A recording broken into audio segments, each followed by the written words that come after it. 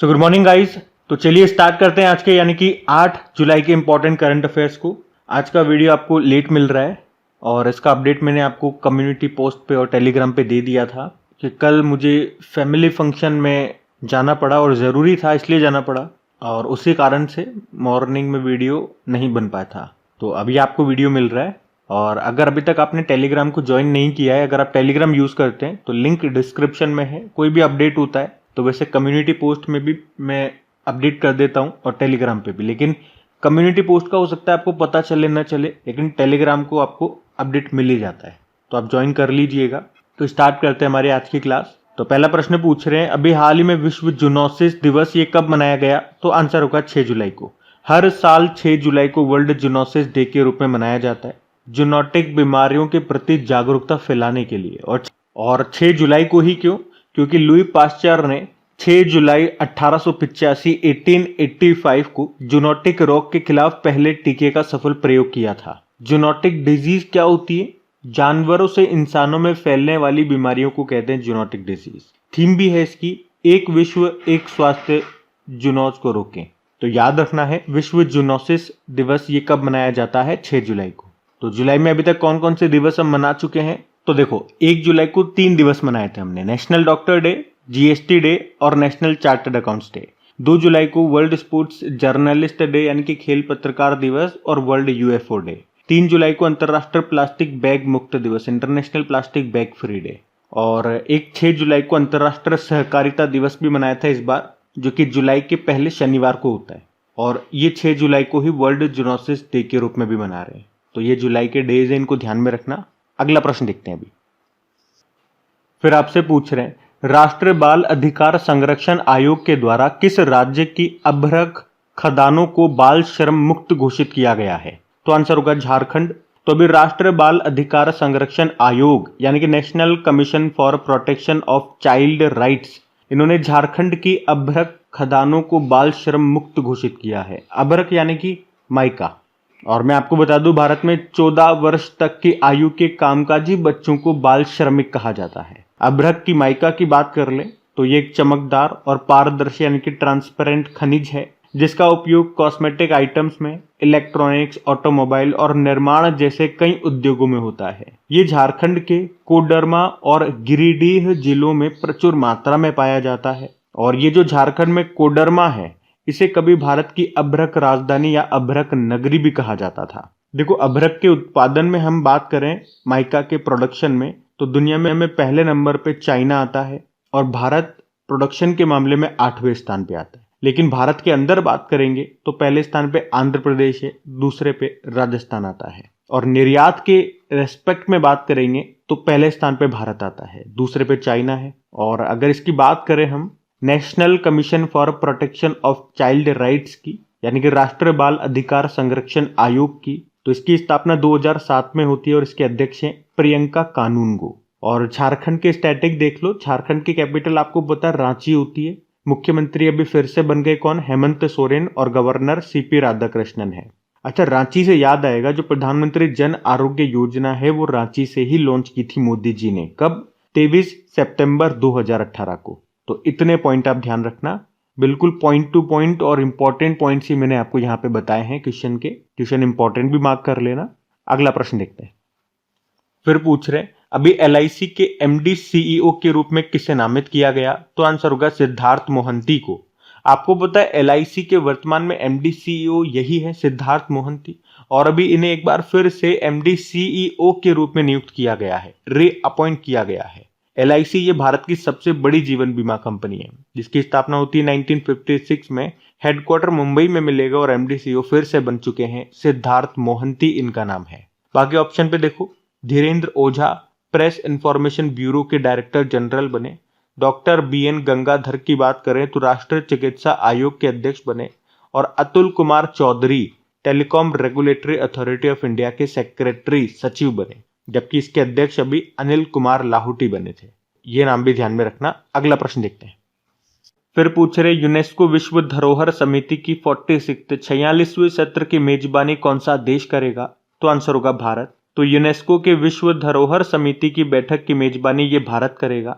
2024 में इसका ये 46वां सत्र होगा, 46 नंबर का सेशन होगा, 21 जुलाई से लेके 31 जुलाई 2024 तक। कहाँ पे? भारत में। भारत में भी कहाँ है? भारत मंडपम, नई दिल्ली में। साथ में आपको ये भी बता दूं, इसका जो लास्ट सेशन हुआ था पिछली बार 45 नंबर का, वो रियाद, सऊदी अरब में हुआ था। और आपको याद हो तो वहीं पे भारत के 2 स्थानों को यूनेस्को विश्व धरोहर सूची में शामिल किया गया था। एक तो 41 नंबर का शांति निकेतन जो कि पश्चिम बंगाल में है, और 42 नंबर का होयसला मंदिर जो कि कर्नाटक में है। अच्छा, अब मैं आपको ये तो पहले बता चुका हूं और कई बार हम पढ़ चुके हैं कि यूनेस्को की विश्व धरोहर समिति की मेजबानी भारत करेगा 2024 में। इस बार इसका 46 नंबर का सेशन होगा। तो वापस से ये प्रश्न मैं आपको क्यों बता रहा हूँ? क्योंकि अभी भारत की तरफ से एकमात्र नॉमिनेशन आया है कि भैया इसे भी यूनेस्को वर्ल्ड हेरिटेज साइट में शामिल कर लो। और क्या है ये अहोम मोइदम? तो असम में जो अहोम साम्राज्य हुआ करता था, उसमें मरने के बाद हिंदू रीति के हिसाब से पहले उनका दाह संस्कार किया जाता था और फिर उनकी हड्डियां और जो राख बच जाती है उन्हें दफन कर दिया जाता था, इसे टीला बना करके। तो उसी को कहते हैं, ये जो टीला बना करके दफन करते हैं उन्हें अहोम मोइदम कहा जाता है। और वैसे मैं आपको बता दूं, पूर्वोत्तर भारत में सांस्कृतिक विरासत की श्रेणी में एक भी विश्व धरोहर स्थल हमारे पास नहीं है, और अगर इसे मिल जाता है तो ये पहला बन जाएगा। अच्छा, यूनेस्को की बात करते हैं। यूनेस्को की स्थापना होती है 1945 में। United Nation Educational and Scientific and Cultural Organization इसकी फुल फॉर्म हो गई। हेडक्वार्टर पेरिस, फ्रांस में है और डायरेक्टर जनरल है ऑड्रे अज़ौले। और अभी आपको याद है यूनेस्को ने किसे भारत के 15वें अमूर्त धरोहर यानी कि इंटेंजिबल साइट्स के रूप में चुना? तो आंसर होगा गुजरात का गरबा डांस। इससे पहले 14वें नंबर का था पश्चिम बंगाल की दुर्गा पूजा। अमूर्त धरोहर या इंटेंजिबल साइट्स मतलब क्या होता है? जिसे आप छू नहीं सकते हो। और मूर्त धरोहर में, टेंजिबल साइट्स में 42 हमारे पास हो चुकी हैं। मैंने आपको बताया 42 नंबर के होयसला मंदिर हैं जो कि आपको मिलेंगे पश्चिम। उससे पहले 41 नंबर का शांति निकेतन है। और मूर्त धरोहर यानी कि टेंजिबल साइट्स ये 42 हो चुके हैं। हमने बताया 42 नंबर का बना था होयसला मंदिर जो कि कर्नाटक में है। उससे पहले 41 नंबर का शांति निकेतन बना था जो कि पश्चिम बंगाल में है। अच्छा, एक और प्रश्न याद रखना कि अभी यूनेस्को ने केरल के कोझिकोड को भारत के पहले साहित्य के शहर, फर्स्ट सिटी ऑफ लिटरेचर के रूप में चुना है। ये इंपॉर्टेंट प्रश्न रहेगा। और इसमें एक पॉइंट और लिखो कि विश्व भारती विश्वविद्यालय को दुनिया का पहला लिविंग हेरिटेज यूनिवर्सिटी का दर्जा मिला।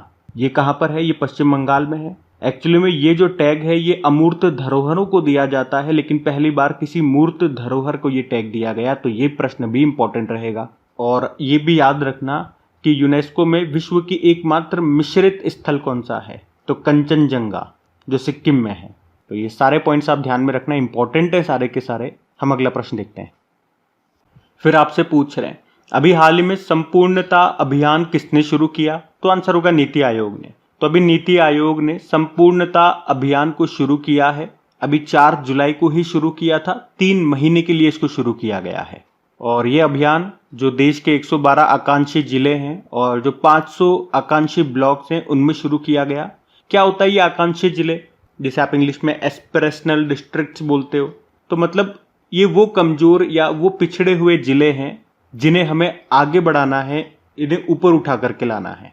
अब यहाँ पे ये अभियान शुरू तो कर दिया, किसने किया ये भी हमने देख लिया, लेकिन इसमें होगा क्या? तो इसमें यहाँ के लोगों का रक्तचाप यानी कि बीपी मापेंगे, प्रसव पूर्व महिलाओं के पोषण का ध्यान रखेंगे, गर्भवती महिला के पोषण का ध्यान रखेंगे, डायबिटीज़ का ध्यान रखा जाएगा लोगों में, स्कूलों में बिजली आ रही है नहीं आ रही है, कितनी आ रही है इसका ध्यान रखा जाएगा, किसानों के लिए सॉइल हेल्थ, मिट्टी की जो स्वास्थ्य है उसका ध्यान रखा जाएगा। तो ये सब चीज़ें इस अभियान के अंदर की जाएंगी। नीति आयोग की बात करें, क्योंकि ये अभियान उसी ने तो शुरू किया है, तो नीति आयोग ये योजना आयोग के स्थान पे आया था 1 जनवरी 2015 को। और इसके हेड अध्यक्ष प्रधानमंत्री होते हैं। इसके उपाध्यक्ष सुमन के बेरी हैं, लेकिन पहले उपाध्यक्ष की बात करें तो वो अरविंद पनगड़िया हैं। अभी आपने इनका नाम जरूर सुना होगा क्योंकि अभी ये 16वें वित्त आयोग के अध्यक्ष बनाए गए थे। और नीति आयोग के सीईओ BVR सुब्रमण्यम है, लेकिन पहले सीईओ कौन थे? अमिताभ कांत थे। तो ये ध्यान रखना नीति आयोग से बातें। अगला प्रश्न देखते हैं। फिर आपसे पूछ रहे हैं अभी हाल ही में राष्ट्रीय लेखाओं के आधार वर्ष में संशोधन के हेतु किसकी अध्यक्षता में समिति का गठन किया गया है? तो आंसर होगा बिस्वंताह गोलदार। तो तो अभी सांख्यिकी एवं कार्यक्रम कार्यान्वयन मंत्रालय ने राष्ट्रीय लेखाओं के लिए जो आधार वर्ष जो बेस ईयर है उसे चेंज करने, उसमें संशोधन करने के लिए एक समिति का गठन किया है। ये 26 सदस्यीय समिति है जिसकी अध्यक्षता कर रहे हैं बिस्वंता गोलदार। अच्छा, राष्ट्रीय लेखाओं मतलब नेशनल अकाउंट्स, जैसे कि कंज्यूमर प्राइस इंडेक्स हो गया, होलसेल प्राइस इंडेक्स हो गया, प्रोड्यूसर प्राइस इंडेक्स हो गया।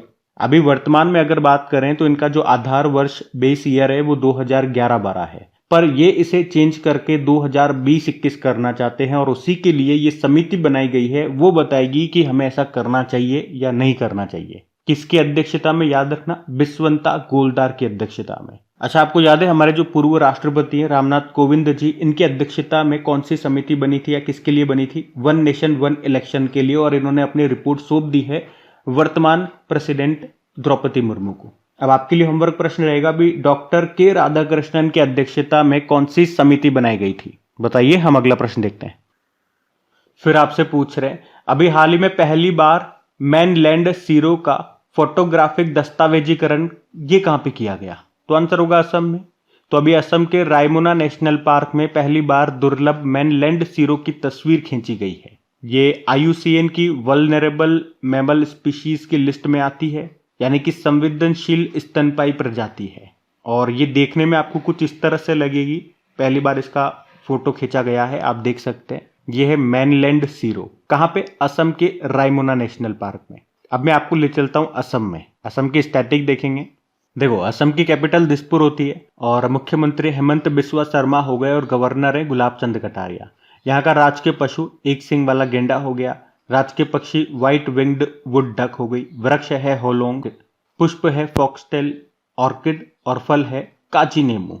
यहाँ का लोक नृत्य की बात करेंगे तो बिहू नृत्य होगा, बगरुम्बा हो गया, भोर हो गया। शास्त्रीय नृत्य सत्रिया है। बिहू महोत्सव यहाँ मनाया जाता है। वांचुआ महोत्सव मनाया जाता है। बेखो महोत्सव यहाँ पे मनाया जाता है। और अगर आपसे पूछे ना असम का नवीनतम नेशनल पार्क या पूरे भारत का सबसे नवीनतम नेशनल पार्क कौन सा है, तो वो यही है असम का जो 7वें नंबर का नेशनल पार्क है, देहिंग पटकाई नेशनल पार्क। इससे पहले छठा बना था रायमोना नेशनल पार्क। बाकी 5 कौन कौन से हैं? Kaziranga national park, Nameri national park, Manas national park, Dibru Saikhowa national park और औरंग नेशनल पार्क। अच्छा, भारत का पहला तेल का कुआं कहाँ पे खोजा गया था? डिगबोई असम में ही। भारत का सबसे लंबा पुल भी आपको यहीं पे मिलेगा। ये सबसे लंबा नदी पुल है, भूपेन हजारिका, जिसे डोलो सादिया पुल भी कहते हैं। लंबाई ये 9.15 किलोमीटर, ये आपको लोहित नदी पे मिलेगा। तो ये असम के स्टैटिक पॉइंट्स हैं, इनको ध्यान में रखना। अगला प्रश्न देखते हैं। फिर आपसे पूछ रहे हैं, अभी हाल ही में चर्चा में रही राइजोटॉप परियोजना का संबंध किससे है? तो आंसर होगा गेंडों से। तो एक्चुअली में अभी साउथ अफ्रीका के वैज्ञानिकों ने राइजोटॉप परियोजना को शुरू किया है। क्या होगा इसमें? साउथ अफ्रीका में जो लिम्पोपे राइनो रिजर्व है, वहां पर जो राइनो यानी कि जो गेंडे हैं, उनके सींगों में रेडियोधर्मी पदार्थ भर देंगे ये। और ऐसा क्यों करेंगे? तो जो गेंडों के सींग हैं, आपको पता है उनकी स्मगलिंग बहुत होती है, वो बहुत महंगे बिकते हैं, इसीलिए उनका अवैध शिकार भी होता है। लोग उनके सींगों के लिए उनको मार देते हैं। तो अब ये क्या करेंगे, उन गेंडों के सींगों में ये रेडियो एक्टिव मटेरियल को भर देंगे ताकि इससे वो खराब हो जाए, वो जहरीले हो जाए। फिर अगर कोई शिकारी, कोई स्मगलर उनको मार देगा, किनको? गेंडों को, उन सिंगों के लिए, तो वो सिंग बेकार हो जाएंगे, उसके किसी काम के नहीं रहेंगे। तो इससे लोग उनको मारेंगे नहीं, क्योंकि मारने से फिर उनको कोई फायदा नहीं मिलेगा। जिस सिंगों के लिए वो मार रहे हैं वो सिंग तो वैसे ही बेकार हो चुके हैं। तो मतलब अवैध शिकार को खत्म करने के लिए ये ऐसा किया जा रहा है। तो राइजोटॉप परियोजना, इसे साउथ अफ्रीका के लिम्पोपे राइनो रिजर्व में शुरू किया गया है। आपको बताया प्रोजेक्ट एलिफेंट कब शुरू हुआ था? 1992 में। और प्रोजेक्ट टाइगर मैंने आपको बताया 1973 में। और भारत में एक सिंग वाले गेंडों के लिए कौन सा नेशनल पार्क फेमस है? काजीरंगा नेशनल पार्क, जो आपको असम में मिलेगा। अच्छा, ये लिम्पोपे से आपको कुछ याद आ रहा है क्या? लिम्पोपे नदी याद आ रही होगी। इससे भी एक इंपॉर्टेंट स्टैटिक प्रश्न बनता है कि मकर रेखा यानी कि 23.5 डिग्री साउथ को 2 बार काटने वाली नदी कौन सी है? तो वो यही है लिम्पोपे नदी। और राइनो से याद आएगा, एक वर्ल्ड राइनो डे होता है 22 सितंबर को। और ये भी याद रखना कि अफ्रीका के काले गेंडों को बचाने के लिए विश्व बैंक ने पहली वन्यजीव बॉन्ड को जारी किया था। तो ध्यान रखना ये पॉइंट्स। अगला प्रश्न देखते हैं।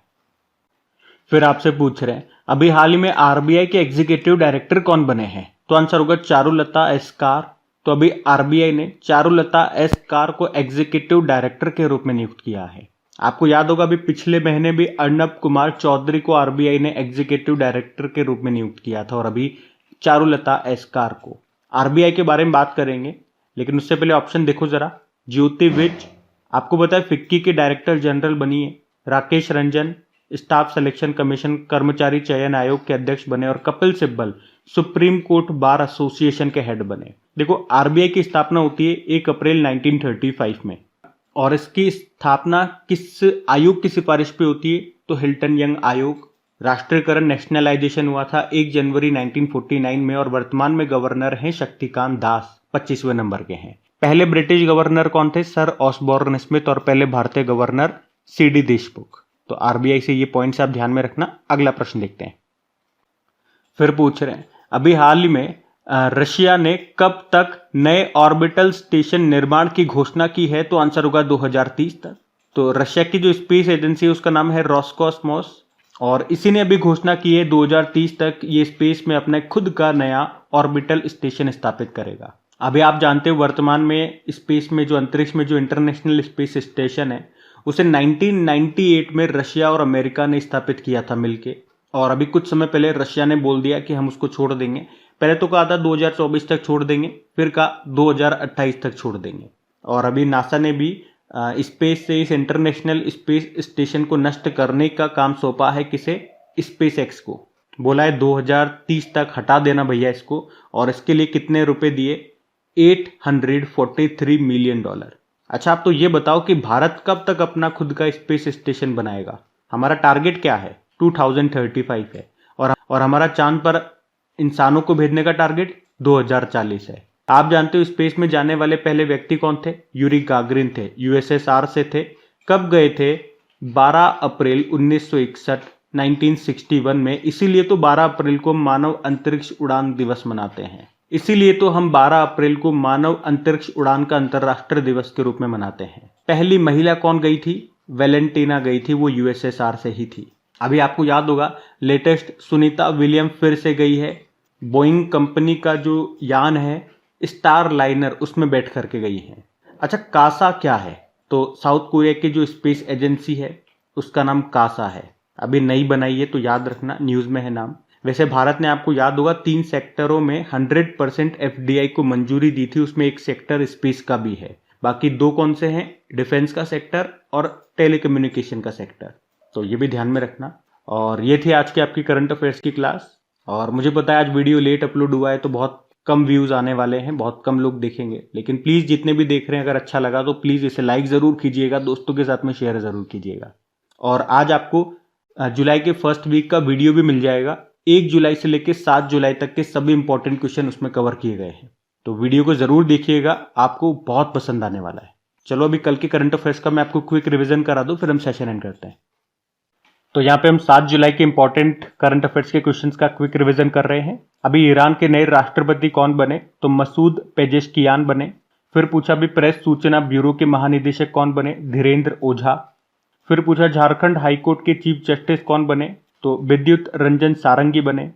और किस देश ने garden rich ship builders and engineers को 800 टन महासागर गामी टग बनाने का ऑर्डर दिया? तो बांग्लादेश। फिर पूछ रहे अंतर्राष्ट्रीय सहकारिता दिवस कब मनाया? 6 जुलाई को। फिर पूछा कौन सा शहर पहली बार डूरंड कप के मैचों की मेजबानी कर रहा है? जमशेदपुर। और वित्त वर्ष 2023-24 में भारत का रक्षा उत्पादन कितना पहुंच गया? 1.27 लाख करोड़ रुपए। और पार्वती काली सिंध चंबल नदी को जोड़ने के लिए किन 2 राज्यों ने समझौता किया? मध्य प्रदेश और राजस्थान। और स्मृति बिस्वास का निधन हो गया, वे क्या थी? अभिनेत्री थी। और आखिरी प्रश्न था कि एमए पाठ्यक्रम में भगवत गीता को शामिल करने की घोषणा किसने की है? इग्नू ने। चलो अभी कल का होमवर्क प्रश्न देखते हैं और सेशन एंड करते हैं। तो कल के वीडियो में आपसे पूछा था वर्ल्ड लिवर डे कब मनाया? तो आंसर होगा 19 अप्रैल को। आप सभी ने प्रश्न का बिल्कुल सही उत्तर दिया। अब यह आज का आपका होमवर्क प्रश्न।